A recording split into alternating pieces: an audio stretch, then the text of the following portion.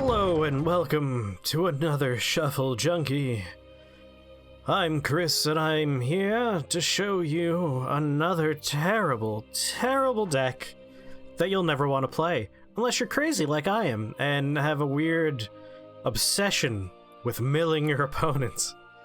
You can do this in both rotation and unlimited, but I think you will find it works so much better in unlimited, and that's almost exclusively thanks to the power that is Homecoming.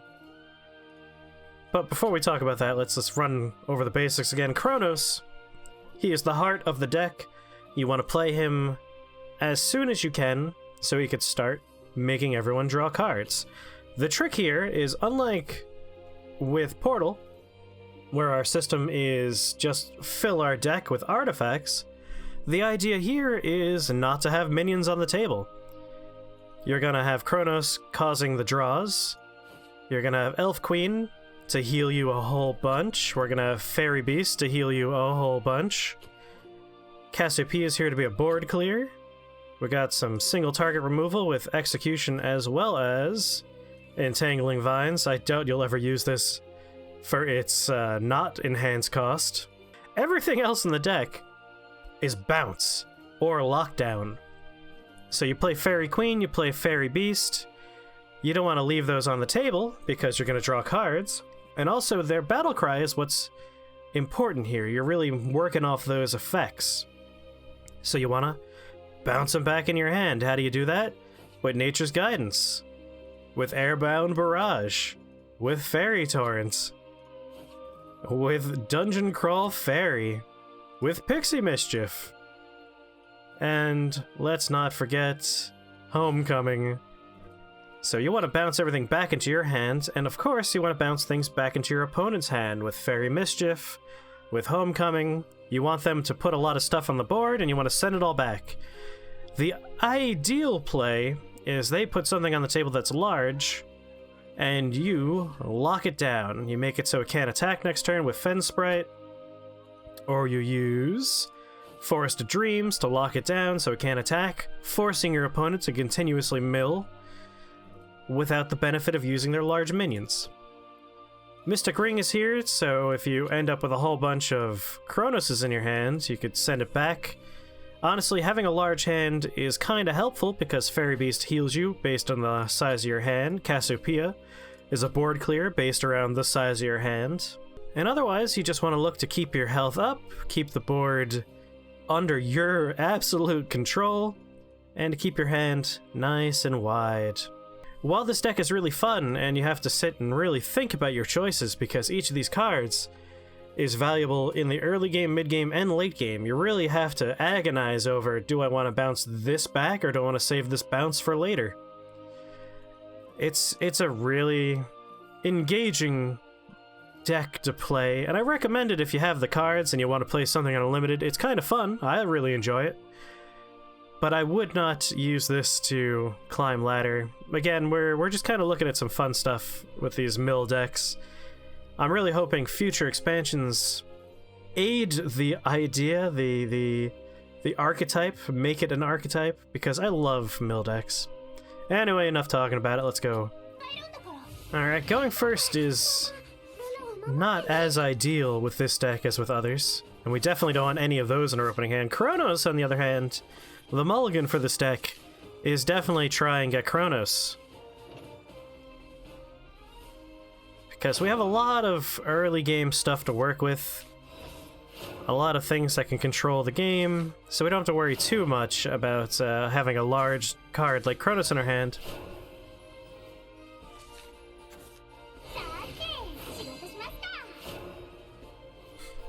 Homecoming. Not too happy about having that in here so early.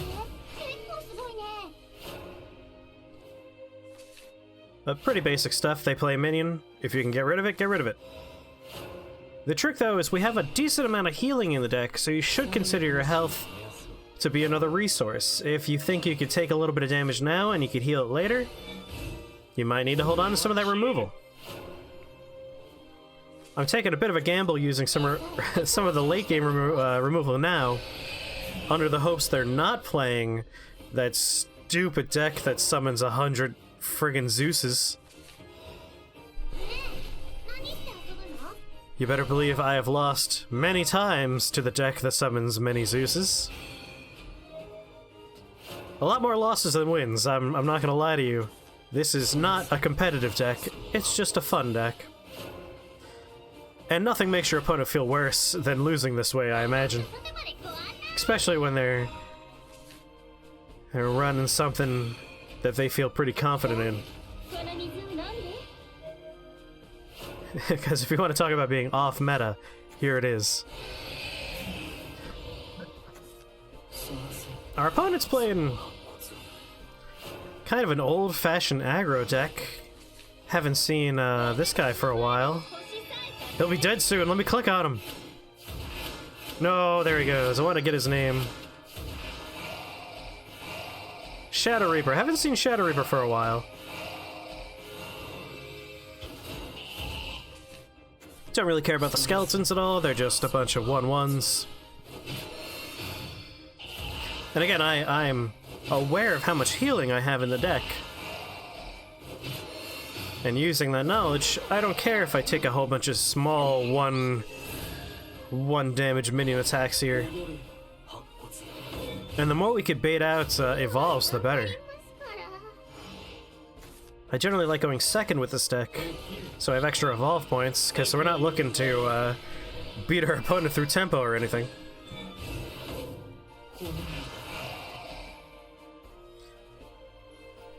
Now, since I have only 4 cards in hand, I'm gonna go ahead and do what just happened. Let Kronos' effect go off.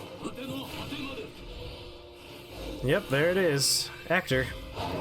This is that good old-fashioned make a whole bunch of small minions, let Actor do burst damage. And rather effective, really. But I'm not too worried because... Homecoming. All dead. Now that was a risk. They could have had Aisha, and I would have been dead just then. They had the shadows for it. But given that the deck list has been pretty consistent with pre-update, I didn't think they would be running it, and they're not. They're running just a whole bunch of zombie generation, skeleton generation. We lucked out. Honestly, there could be an Aisha in there, I don't know. We'll go ahead and heal, trade, and take him back into our hand.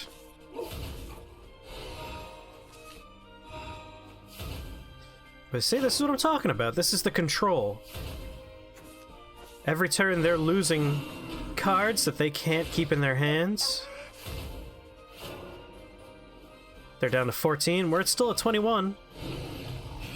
And hey, let's do it again. Heal back up to full. Now this is a small misplay. I really should have gotten rid of the 2/4. It was healthier than the rest. We'll lock down another, and we'll bring him back into our hand. We are going to mill a card, 2 cards really when we draw next turn. But that's fine. That is not a problem. The second actor.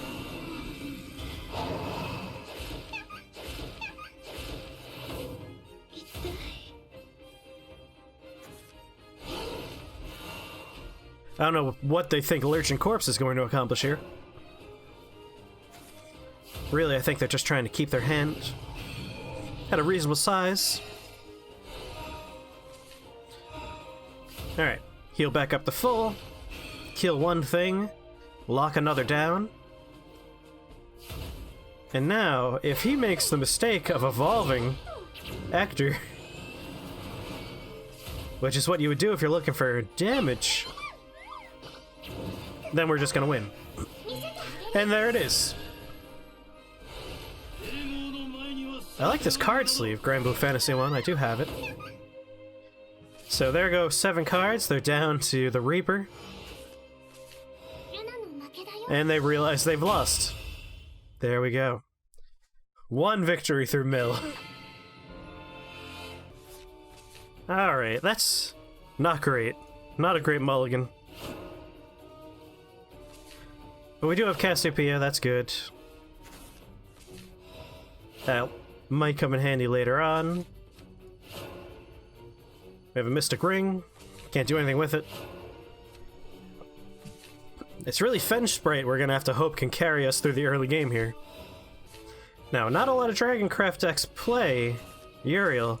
Can you figure out what meme deck our opponent is playing today? Because it's this meme deck that is the perfect opponent for us. I was so happy. This is also a rare circumstance where I actually want to help my opponent ramp. Because the sooner they can play big minions, the sooner I can take advantage of that. Not too soon, mind you. We want to at least have Kronos in hand before we get too crazy about it. There it is. God. Beautiful. Why is that beautiful? Well, Kronos, if we draw it soon, can be played whenever the hell we want. That's why it's beautiful. Alright, we'll Cassiopeia, which will kill one of these two guys. Killed that one. We'll Fence Spread it. And we'll bring Cassiopeia back on home. I was really hoping to draw into, of course, Kronos. No such luck.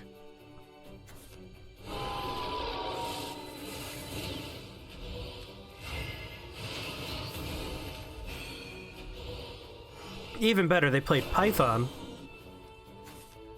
banishing all of their small minions, leaving them with only 7 cards in the deck. So we're gonna have to play Kronos. We're gonna clear our board.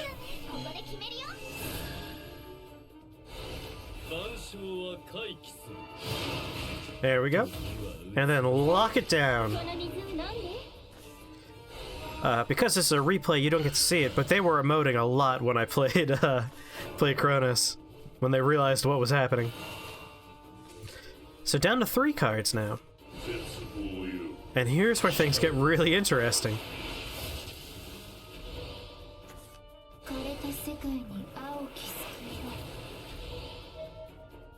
And if at any point Phoenix Roost is too scary, we do run an Execute so we can take care of amulets like that. But I don't want to get rid of that. It makes controlling the board super easy. 3 dead, just right there. Homecoming. Bam. Disestamnation. Not scary. Because again, I don't care about their health. We're winning through deck out. Heal back up. Return to our hand. Draw a card so it stays effective. We don't want to limit our hand size and run out of heal from Harry Beast. Down to the Reaper, but they refresh their deck with 10 more cards.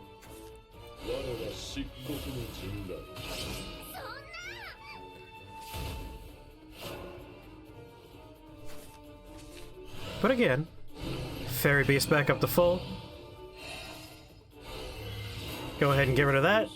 Lock down the 8/8.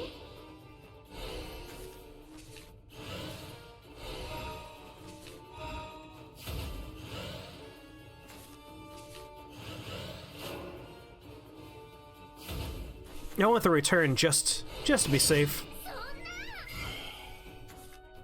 And get my Fairy Beast back in my hand.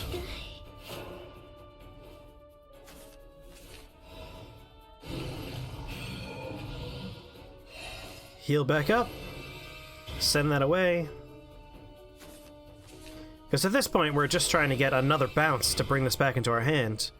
The longer we can stay alive, the better. So Pixie Mischief lets us do that. And of course, I want to hold on to Homecoming.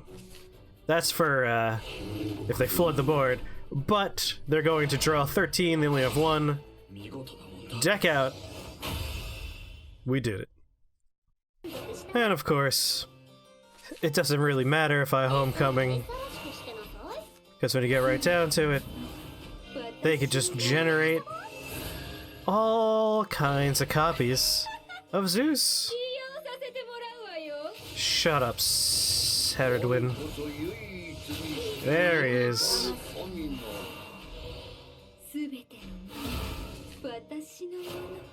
They have another one in their hand, another Zeus in their hand. Playing Kronos is kind of a pointless gesture at this point. But you know what? Might as well die doing what I love.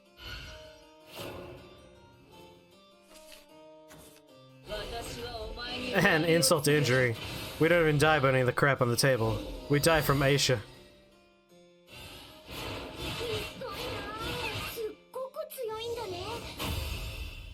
Great.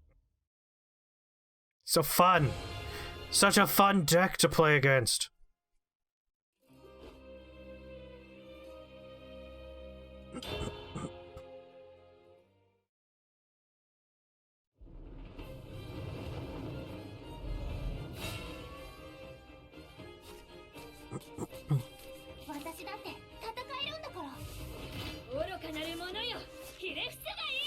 Oh boy, Bloodcraft.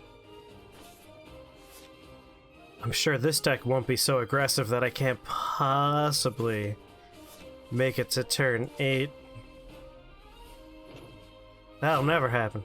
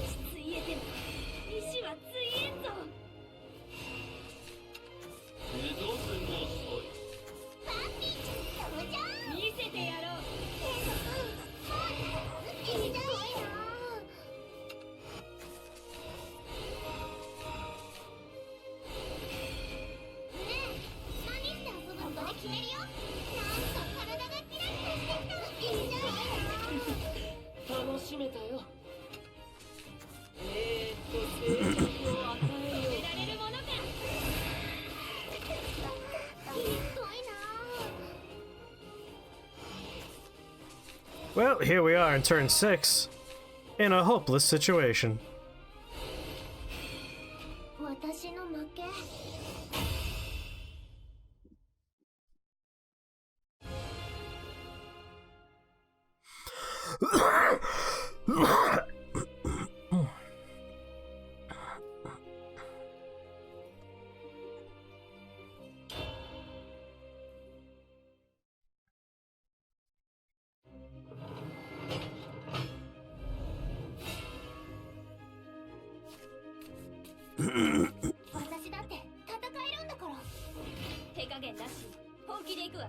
And of course, it's not Shadowverse unless we have a Runecraft opponent. Now this is what you don't want to see. This is real dark. We're going first. Our hand consists of Chronos, who we can't play until turn 8. 2 cards that require you to have something on the table. A turn 5 removal spell. And an Elf Queen, who will heal us for our shadows that we can't generate. I'm sure this will all turn out just fine.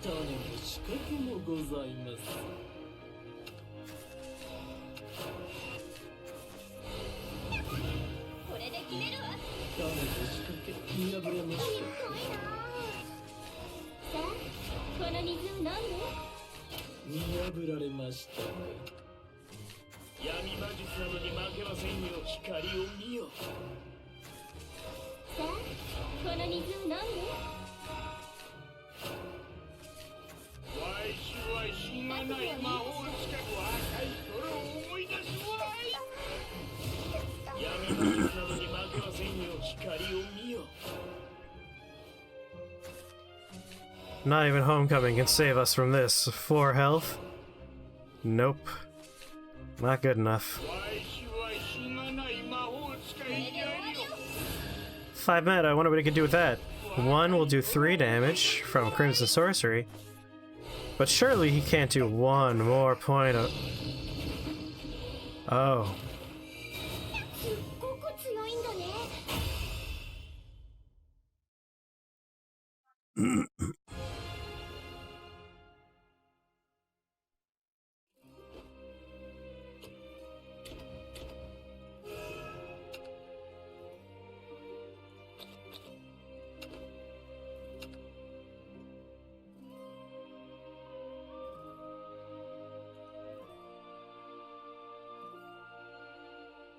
So yeah, not exactly a deck you want to break out to try and harvest those chests during this event, or to try and climb ladder with. That would be dumb. But if you're thinking like, hey, I'm bored with Shadowverse, I haven't really played any interesting decks for a while, give this a try, you know? Pop on into Unlimited for the first time in months, and bust out a mill deck, and really rack your brain with every play you make, and try and deck out your opponent. It's a very interesting challenge to have applied to yourself, and I think it makes for a very interesting game. Like, I have a lot of fun playing this deck. It's just a shame there isn't just a little bit more support for it. Like, Magic the Gathering, there are cards that every time your opponent has something enter the graveyard, an effect will happen. Things that just straight up mill, only your opponent draws, like cards that support that. Same thing with Hearthstone. Meanwhile, we only really have Chronos for the fatigue/mill game. Without anything else that does the same thing or assists that goal, you're always going to have a very ineffectual deck competitively. It's still fun, but it's not the kind of thing you could really bring up against anything that's super aggressive or even just in the meta. If it's good enough to be tier 1, 2, 3, this will not be good enough to beat it, unless you get super lucky on the draw. But that's kind of the fun, you know? It's a crapshoot. I play this exclusively in unranked, because it's pointless to even try this in the ladder. But one day, I'm really hoping the next expansion does something to aid the mill experience, even just a little bit. And you better believe I'll revisit this if anything even hints at being good for mill. Anyway, I hope you had fun watching this weird deck. Drop a like and subscribe if you want to come on back for more. And again, if you have any ideas for how to like make a good mill deck in Shadowverse, comment below, let me know. I can use all the help I can get. Alright, bye.